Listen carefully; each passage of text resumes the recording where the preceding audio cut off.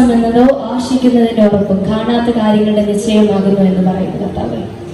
ഈ വിശ്വാസത്തിനെ കുറിച്ച് ഇന്ന് നമ്മൾ പഠിക്കുമ്പോൾ ഇതൊരു വലിയൊരു അനുഗ്രഹം ഇവരുടെ ജീവിതത്തിൽ ചെയ്യണമേ എന്ന് ഞാൻ പ്രാർത്ഥിക്കുന്നു കർത്താവേ.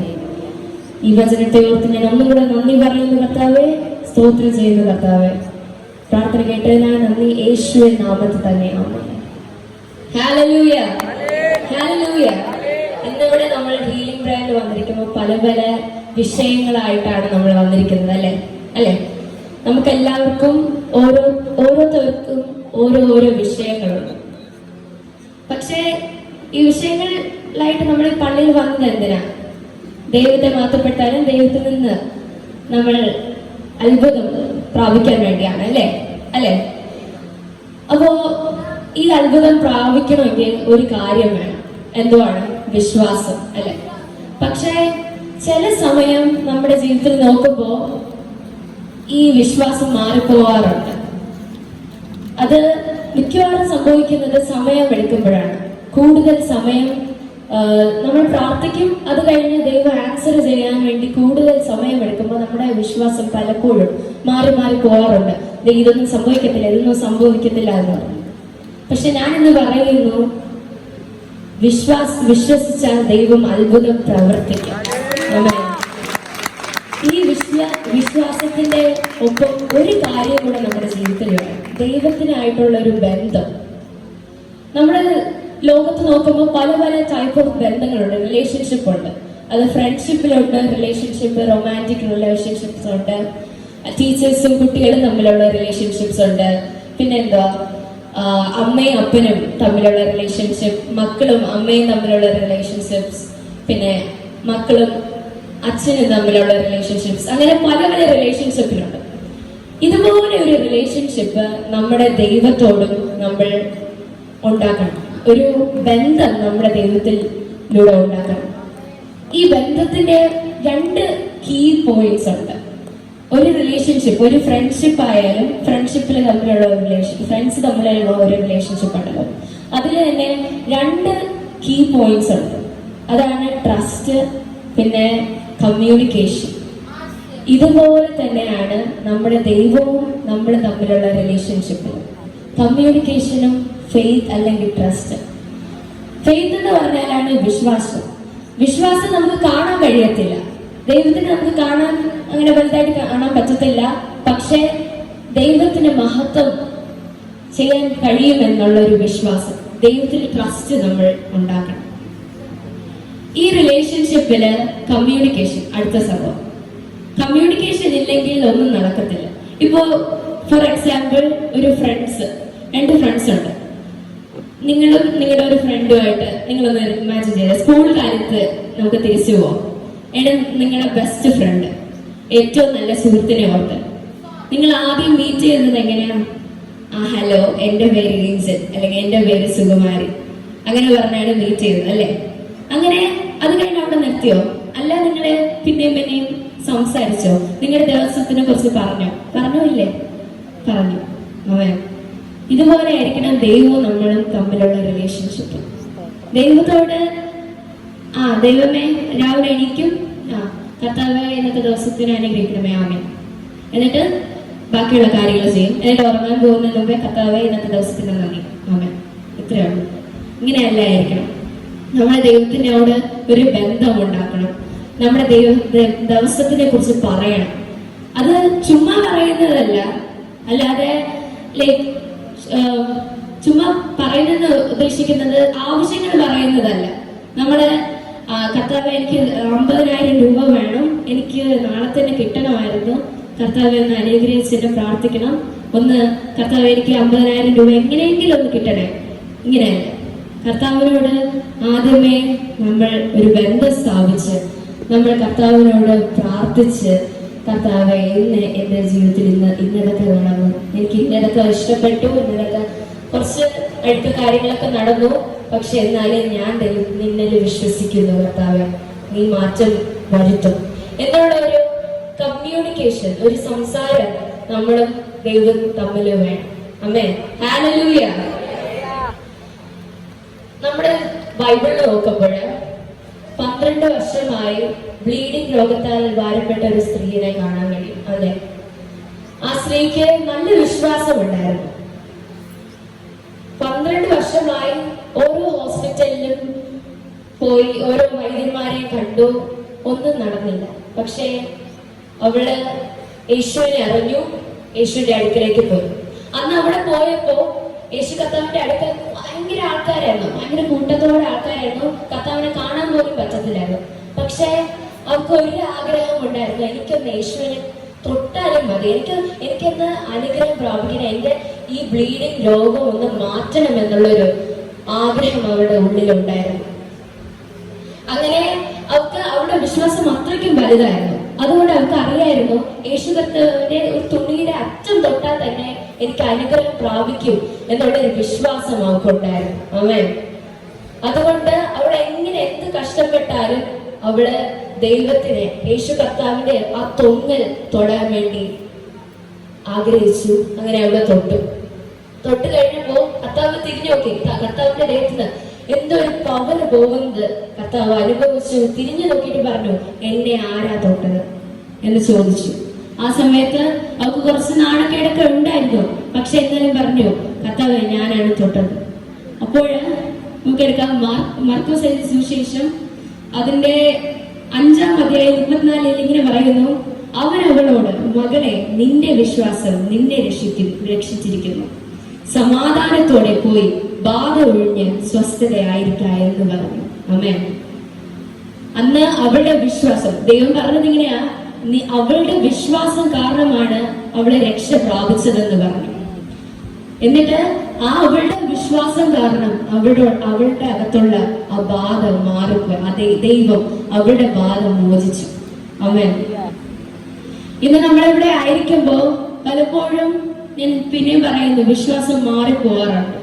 പക്ഷേ മാറിപ്പോവാതെ നമ്മള് ദൈവത്തിന് ട്രസ്റ്റ് കൊടുക്കണം.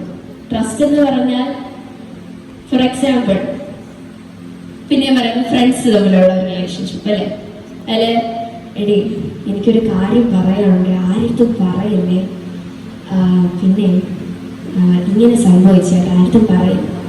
ഇത് ഒരു സീക്രറ്റ് ഒരാളോട് പറയുന്നത് എന്താണ്? ഒരു ട്രസ്റ്റ് ഉള്ളതുകൊണ്ടാണ്, ഒരു വിശ്വാസം അവരിൽ ഉള്ളതുകൊണ്ടാണ് അടുത്ത് പറയുന്നത്.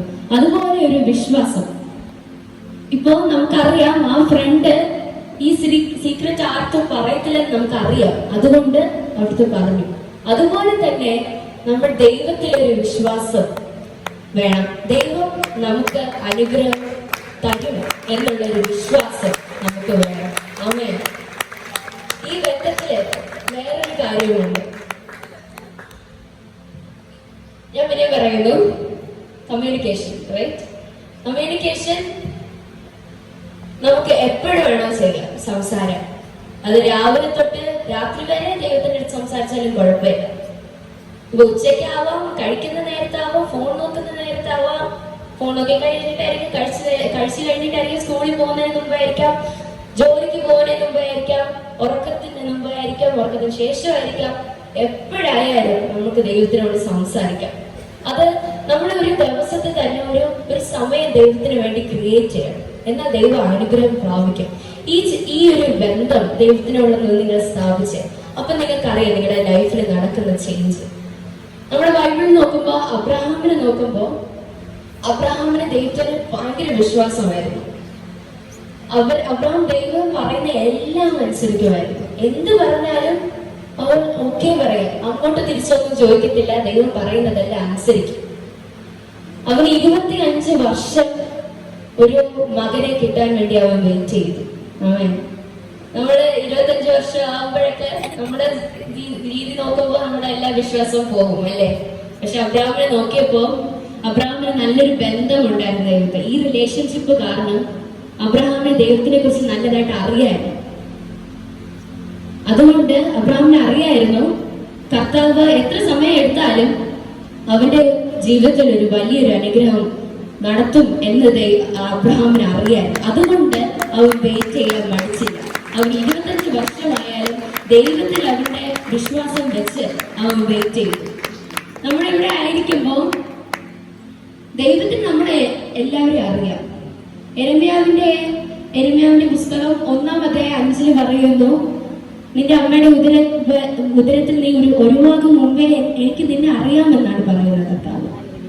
കർത്താവ് നമ്മൾ ജനിക്കുന്ന മുമ്പേ നമ്മുടെ ലൈഫ് ഫുള്ള് എഴുതി വെച്ചിട്ടുണ്ട്.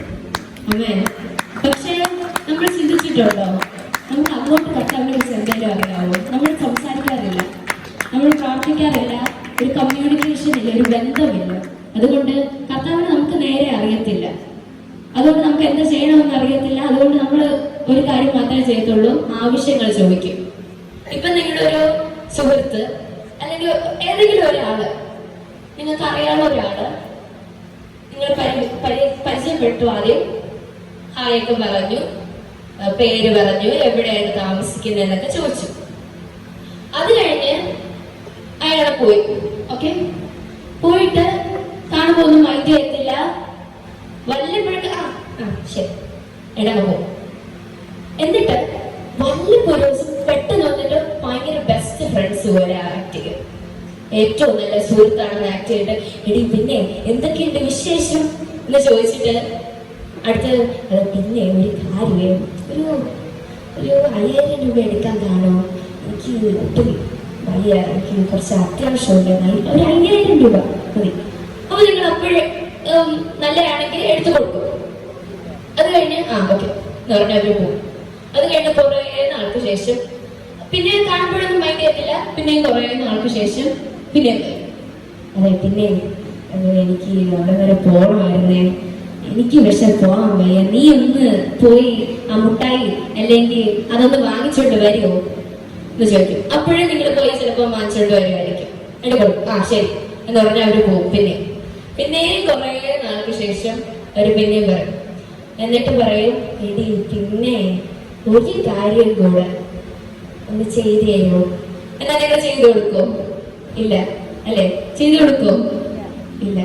നിങ്ങളെ മൈൻഡ് ചെയ്യത്തില്ല, പക്ഷെ ആവശ്യത്തിന് വേണ്ടി മാത്രം നിങ്ങളുടെ അടുക്കൽ വരും. എന്നാ നിങ്ങൾ താല്പര്യപ്പെടും അവർക്ക് എന്തെങ്കിലും ചെയ്തു കൊടുക്കാൻ? ഇല്ല. അതുപോലെയാണ് കർത്താവ്. ദൈവത്തിന്റെ അടുക്കൽ നമ്മൾ പലപ്പോഴും പോകുന്നത് എന്തെങ്കിലും ആവശ്യം പൂർത്തീകരിക്കാൻ മാത്രമേ നമ്മൾ പോകാറുള്ളൂ.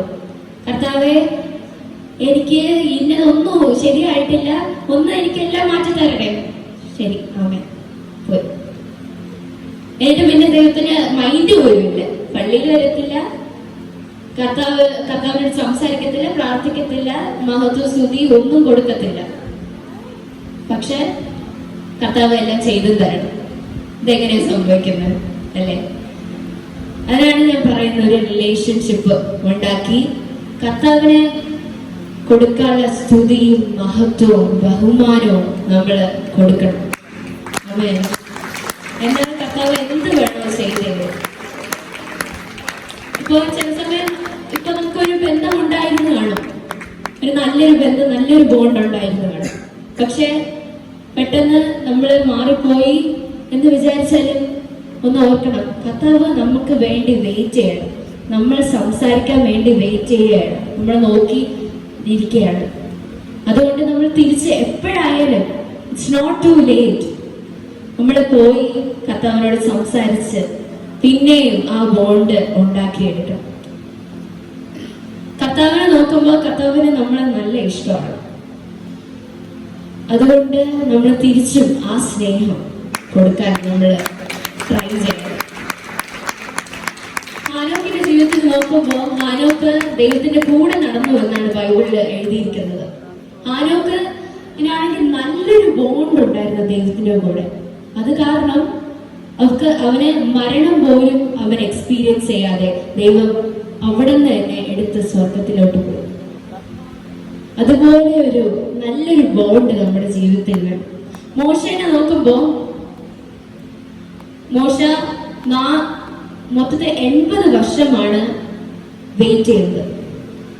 ഇസ്രായേൽക്കാരെ ഈജിപ്തിന്റെ അടിയിൽ നിന്ന് ഇറക്കാൻ വേണ്ടി 40 വർഷം ആദ്യം വെയിറ്റ് ചെയ്തു. 40 വർഷം കഴിഞ്ഞിട്ടാണ് ഒരു മാറ്റം അവിടെ സംഭവിക്കുന്നത്. എന്നാലും ആ വിശ്വാസം, ആ ദൈവത്തിലുള്ള ഒരു ട്രസ്റ്റ് മോശയെ വിട്ടു പോയി.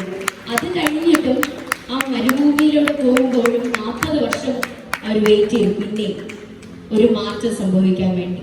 എന്നിട്ടും മോശയ്ക്കും ഇസ്രായേലുകാർക്കും ഒരു മാറ്റവും അവരുടെ വിശ്വാസത്തിൽ, ആ ദൈവത്തിന്റെ വിശ്വാസത്തിൽ അവർക്ക് ഒരു മാറ്റവും വരാതെ അവർ വെയിറ്റ് ചെയ്തു. ഇസ്രായേലുകാരെ നോക്കുമ്പോൾ മൊത്തത്തിൽ 400 വർഷമാണ് അവരെ ഈജിപ്തിന്റെ അടിയിൽ നിന്ന് രക്ഷിക്കാൻ വേണ്ടി അവരെ വെയിറ്റ് ചെയ്തത്. 400 വർഷം. ആ 400 വർഷവും അവര് ദൈവത്തെ മുറുകെ പിടിച്ച്, ദൈവത്തെ സ്നേഹിച്ച്, ദൈവത്തിന് കൊടുക്കണം മഹത്വം. ആരൊക്കെ എന്ത് പറഞ്ഞാലും അവരൊന്നും അതൊന്നും മൈൻഡ് ചെയ്യാതെ അവരുടെ ദൈവം ആണ് എല്ലാം എന്നുള്ള ഒരു രീതിയിൽ അവരെ ദൈവത്തിന് കൊടുക്കണം സ്തുതിയും സ്തോത്രവും മഹത്വവും നന്ദിയും കൊടുക്കാറുണ്ട്. നമ്മുടെ ജീവിതം നോക്കുമ്പോൾ ദൈവം ഒരു അനുഗ്രഹം ചെയ്ത പിന്നെ നമ്മള് ദൈവത്തിന് മറക്കും. ദൈവത്തിന് കൊടുക്കണം നന്ദിയൊന്നും കൊടുക്കാറില്ല. കുറെ കാര്യങ്ങളുണ്ട് അല്ലേ? ഒന്ന് ആലോചിച്ച് നോക്കേ. ദൈവത്തിന്റെ അടുത്ത് നമ്മൾ പ്രാർത്ഥിച്ചു, അത് കിട്ടി. അത് കഴിഞ്ഞ് ദൈവത്തിന് കൊടുക്കേണ്ട നന്ദി, സ്തോത്രം, സ്തുതി ഒന്നും കൊടുത്തില്ല. പള്ളിയിൽ വരത്തില്ല, വീട്ടിലിരിക്കും, ദൈവത്തിന് മറന്നേ പോയി. പിന്നെ വേറെ ജോലി നോക്കിയാൽ നിങ്ങൾ പോയി. അത് കഴിഞ്ഞ് പിന്നെയും രോഗങ്ങളും സെയിം സിറ്റുവേഷൻസ് തിരിച്ചു വരണം അല്ലേ? നമ്മളൊരു കാര്യം ഓർക്കണം, ഇത് ഓൾറെഡി ഇങ്ങനെ നടന്നു. എന്നാൽ നമ്മൾ ഇനി അനുഗ്രഹം പ്രാപിക്കുമ്പോൾ, ഇനി നമ്മുടെ ജീവിതത്തിൽ ഒരു മിറക്കൾ നടക്കുമ്പോൾ ദൈവത്തിന് കൊടുക്കേണ്ട സ്തുതി സ്തോത്രം, ദൈവത്തിന് മുറുകെ പിടിച്ച് നമ്മുടെ ജീവിതകാലം മൊത്തം നമ്മൾ ദൈവത്തിന് എല്ലാം കൊടുത്ത് ജീവിക്കും. നമ്മുടെ ജീവിതത്തിൽ നോക്കുമ്പോ പലപ്പോഴും ദൈവത്തിനെ കുറ്റം പറയാറുണ്ട് അല്ലേ? ദൈവമൊന്നും ചെയ്യുന്നില്ല, ചുമ്മാ പള്ളിയിൽ പോയിട്ട് എന്തോന്ന് ചെയ്യാനാ, ഇങ്ങനെ പറയാറുണ്ട് അല്ലേ?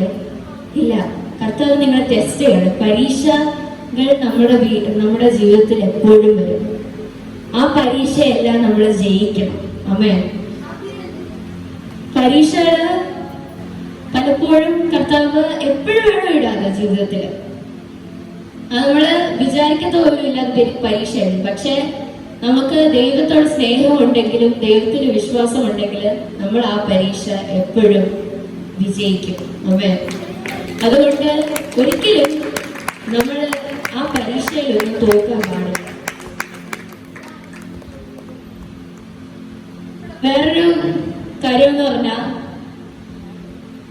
നമ്മൾ ഈ പള്ളിയിലൊക്കെ വന്നു തുടങ്ങുന്ന സമയത്ത് നാട്ടുകാരും വീട്ടുകാരും ഒക്കെ പറയും, പള്ളിയിൽ പോയിട്ട് എന്ത് കിട്ടി, എന്ത് സംഭവിച്ചു, വലിയ വലിയ അനുഗ്രഹങ്ങളൊക്കെ കിട്ടിയോ എന്ന് ചോദിക്കും അല്ലേ? അപ്പൊ നിങ്ങൾ പറയാം, കിട്ടി, എല്ലാം കിട്ടി, കർത്താവ് ഏറ്റവും വലിയവനാണെന്ന് പറയും.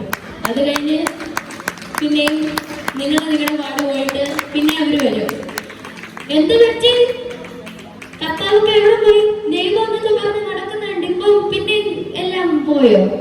ഇങ്ങനെ പറയുമ്പോ പലപ്പോഴും നിങ്ങൾ അവരെ വിശ്വസിച്ച് അവരെ വഴിക്ക് അങ്ങ് പോവാറുണ്ട് അല്ലേ? പിന്നെ നമ്മൾ വിചാരിക്കും, ഇതൊന്നും ശരിയാകത്തില്ല, ഇത് നടക്കത്തില്ല, പള്ളിയൊന്നും നടക്കൂല, നമുക്ക് വേറെ എന്തെങ്കിലും നോക്കാം. ഇല്ല, കർത്താവ് ഇതൊരു പരീക്ഷണമാണ്. അതെ, ഈ പരീക്ഷയെ നമ്മൾ വീണ്ടും വിജയിക്കണം. ദൈവത്തിന് മുറുകെ പിടിച്ച് ദൈവത്തിന്റെ അടുക്കൽ വന്ന് നിൽക്കണം. ദൈവം പല രീതിയിൽ നമ്മളോട് സംസാരിക്കാം. അത് ചിലപ്പോൾ ബൈബിൾ വായനയിലും കൂടെ ആയിരിക്കാം, നമ്മുടെ സ്പിരിറ്റ് ആത്മാവിലൂടെ ആയിരിക്കാം നമ്മളടുത്ത് സംസാരിക്കുന്നത്, അല്ലെങ്കിൽ ചില ആൾക്കാരിലൂടെ ആയിരിക്കാം നമ്മളടുത്ത് സംസാരിക്കുന്നത്. ഇതിനാൽ ഒരു ബോണ്ട് നമുക്ക് വേണം, ഒരു ബന്ധം നമുക്ക് വേണം.